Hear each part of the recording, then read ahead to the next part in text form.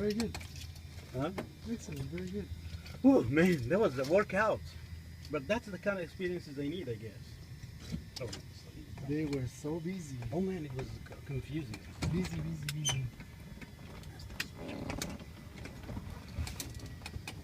Do me a favor, key on the board in order for anybody to touch the propeller. Yeah.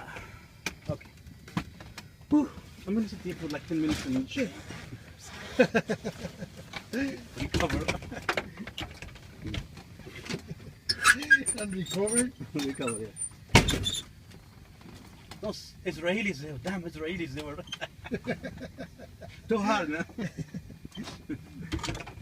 You know, the Israelis, they say that the only pilots they went up against and gave them headache was the Jordanians.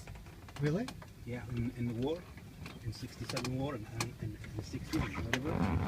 He said, and there is an animation of an Israeli pilot doing a kill for, he was flying a Mirage, okay? And the Jordanians flying a Hawker Hunter from the 1950s. And he said we were flying meters above the ground in valleys.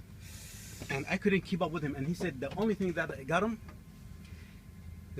he was going at like 400 miles an hour, and suddenly in front of him came a hill, a little hill. And he said when he went up like this, he was at my gun rate, I hit him.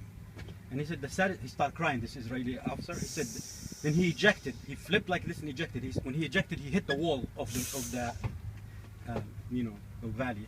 And he said, I almost wish I did not shoot him down. But he said he was one of the best dog fights we ever had in the history of Israel.